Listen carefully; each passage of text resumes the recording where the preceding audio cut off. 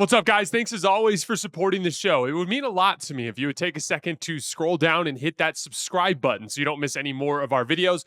Also, make sure you follow us all over social media so you don't miss any of our content or show announcements. All right, moving on to Warriors Magic. This was an interesting matchup that I had my eye on for the new look Warriors because the Magic are just a much bigger team. It was going to test the Warriors in the paint and on the glass. And I actually thought they held up pretty well on that front. They only gave up 11 second chance points while getting 8 of their own. And it was actually the Magic down the stretch who weren't able to secure a defensive rebound. That Jimmy Butler beat everyone to the ball once. Draymond Green beat everyone to the ball once. So I actually thought it was a relatively successful night on that front. And again, when you have a disadvantage like that, like, oh, they're bigger than us, it's not like you're going to go and just play bigger than them. It's about just minimizing that advantage. If you can minimize their size advantage and maximize your speed advantage, you can win that fight. Again, it's like there's that expression, styles make fights. But the way I look at it is like, which style wins the fight? If a really fast guy and a really big guy get into a fist fight, like it really just depends on who weaponizes their advantage better, right? And like it just felt like in this game, the Warriors held up pretty well under Orlando's size. The flip side of the Magic being this massive team is that they can't shoot. And I mean, they really can't shoot. They are far and away the worst jump shooting team in the NBA. They're so bad that the gap between them and the 29th ranked jump shooting team, the Washington Wizards, is 7 points, over 7 points per 100 jump shots. As a matter of fact, the gap between the Magic and the 29th ranked jump shooting team, Washington Wizards, is the same as the gap between the 29th ranked team and the 14th ranked jump shooting team in the NBA. That's how bad the Orlando Magic are at making jump shots. But not in that first half. Orlando shot the seams off the ball to start this game. They got 1.53 points per jump shot in the first half. That's close to double their season average. But the Warriors didn't overreact. They stuck to their game plan, and Orlando cooled off in the second half. They got just 0.82 points per jump shot in the second half. Now, again, like I always talk about with shot result, there's two different ways to look at it. Yeah, there's absolutely some variance in jump shooting, but there are also a lot of controllables. If a team is shooting well, if you start sharpening up your closeouts, making them a little bit more uncomfortable, it's more likely that they'll get out of rhythm and that they'll start missing. Did you guys notice a dynamic where the Warriors were like in the second half blocking shots in the right corner, like threes, or forcing really bad misses out of the right corner on threes? They kept putting 2 on the ball as the Magic kept attacking out of that left wing. And a simple dynamic was being generated where, because they were occupying the dunker spot, there was usually nobody on the right wing. There was someone in the right corner, and there was a defender. Sometimes it was Moses Moody, sometimes it was Jimmy Butler, sometimes Draymond Green. That defender would have to tag the roller as they're putting 2 on the ball, but then also be accountable for that shooter in the corner. Their rotations in the second half were fantastic sprinting out there. Draymond and Jimmy had several great closeouts forcing bad misses. Moses Moody had a play where he tagged a roller at the foul line and somehow got all the way back to the right corner and blocked a 3-point shot over there. He's just been fantastic on defense consistently since his role has become more clarified for him.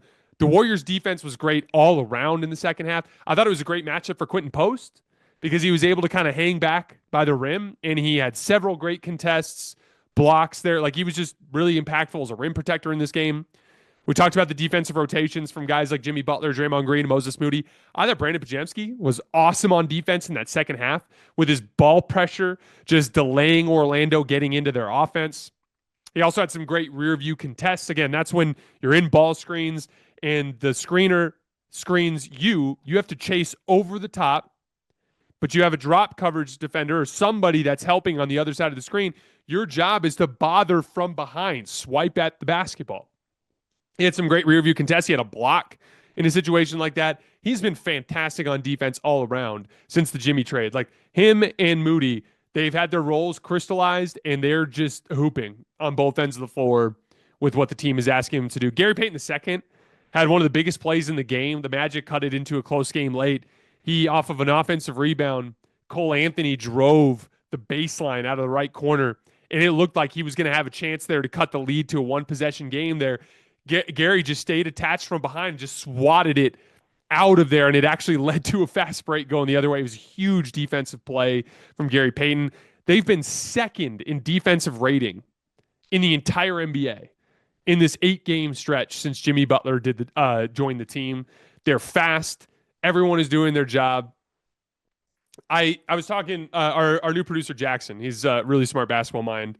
We were talking before the show about how the game has changed so much over the course of the last few years in terms of teams are existing in rotation a lot.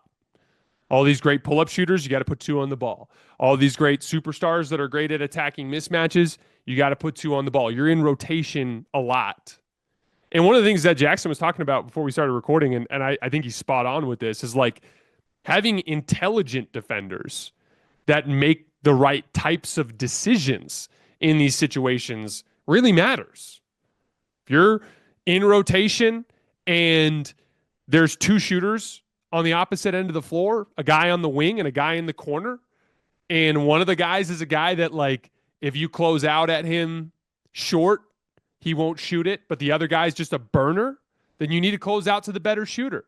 Passing lane closeouts, that's another thing that really advanced defenses will do, where like the pass goes to the wing or the pass goes to the corner. Instead of closing out to the shooter, you close out in between them, because it like makes the shooter think that you're closing out at him, so he'll hesitate for a second. But then when he looks to make the extra pass, guess who's in his way? You, because you're in the passing lane. Different like bait and switch type of things where you might stunt at a guy to make him hesitate and then get back. The Moses Moody block, a great example. He stunted, I believe, I think it was Goga Bitadze who caught on the roll on that play. He like stunted at Goga and it made him hesitate, which bought him a second for him to make that extra rotation to the corner. And like Andrew Wiggins, as we've talked about, he is obviously a better just like pick up the ball full court type of defender, right? And that was a huge part of how they won the title. But Jimmy Butler has a level of defensive playmaking to him that is a ceiling raiser that Andrew Wiggins is incapable of. We talked about earlier that intelligence piece.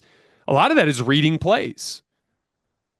There was a play the other day, I can't even remember which game it was, where he's like tracking a different player on a baseline cut, Jimmy Butler is, coming through to the right side of the floor, but a different player got back cut on the Warriors, and Jimmy identified it and peeled off and jumped the passing lane, got it, and went the other way. Steph Curry, in my opinion, has always been a very smart defender. Game plan discipline is a huge part of success in the modern NBA. Your coaches will spend hours poring over film. Usually, there's someone on the staff who's scouting a game 3-4 games down the line. Hey, you're in charge for scouting this game. This guy's in charge of scouting that game. They're poring over film. This is a guy we close out short on. This is a guy that doesn't ever shoot a jump shot when he drives to the right, but he always will shoot a jump shot when he drives to the left. This is a guy that we do this for. This is a guy that we're doing that for. There's so much information there in the scouting report. And a lot of times we see defensive breakdowns and we blame the coaching staff. A lot of times it's a player who's just not obeying the game plan or not sticking or being disciplined to the game plan. The Warriors have a lot of really, really smart defensive players out there. And it's a big part of how they've put together consistently a top 10 defense this season, but now they're showing an elite defense over the course of this recent stretch of games.